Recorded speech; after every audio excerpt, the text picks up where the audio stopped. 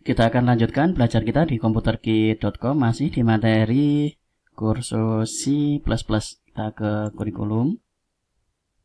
Kemudian di sini ada algoritma dan pemrograman C++. Di sini ada materi, kemudian pada bagian yang kedua ini kita akan belajar pengenalan program, kemudian compiler dan IDE. Yang pertama kita akan buka dulu aplikasi yang akan kita gunakan selama belajar C++. Kita buka ke sini.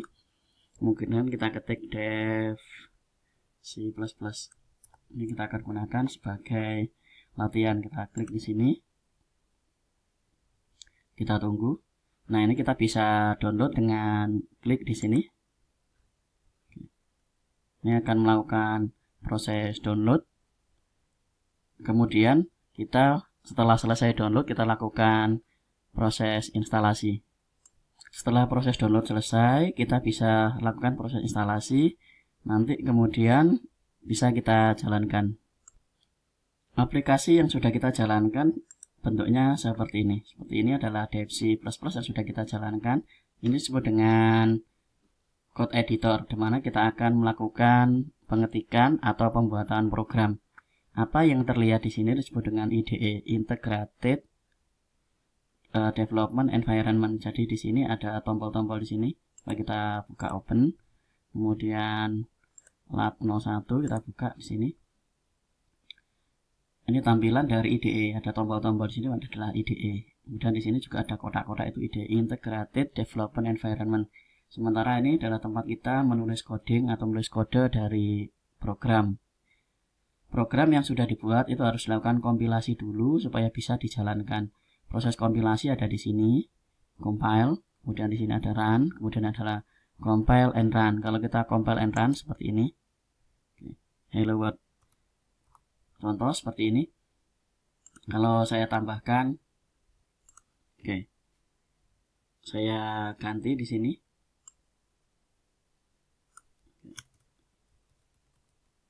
Belajar C++. Nah, contoh ini belajar C++, ini belum kita lakukan kompilasi. Kalau langsung kita jalankan, hasilnya tetap hello world. Kenapa? Karena perubahan yang kita lakukan itu belum dilakukan proses kompilasi. Nah, kalau sudah dilakukan proses kompilasi, ada di sini, coba kita compile dulu. Sudah dikompil, kemudian coba kita jalankan. Hasilnya adalah belajar C++. Jadi supaya program itu bisa dijalankan, dia harus melakukan kompilasi. Nah, proses kompilasi itu menggunakan compiler. Di sini, hasil kompilasinya, outputnya itu ada di sini. Setiap kali kita melakukan perubahan, kita harus melakukan kompilasi supaya bisa dijalankan. File yang kita buat itu ada di sini. Kita sudah membuat folder C++ di sini. Ini kalau kita buka, hasilnya seperti ini. Ini sudah yang kita rubah tadi. Kemudian hasil yang dikompilasi itu hasilnya di sini. Ini. Jadi file yang dalam bentuk application atau executable atau file yang bisa dijalankan ini yang dijual. Dalam pemrograman desktop itu yang diambil itu yang ini. Source file itu di tangan programmer, sementara yang application ini yang diperjualbelikan. Kalau ada perubahan seperti yang tadi, source-nya ini dirubah, kemudian dilakukan kompilasi, kemudian dikirim kembali. Itu prosesnya.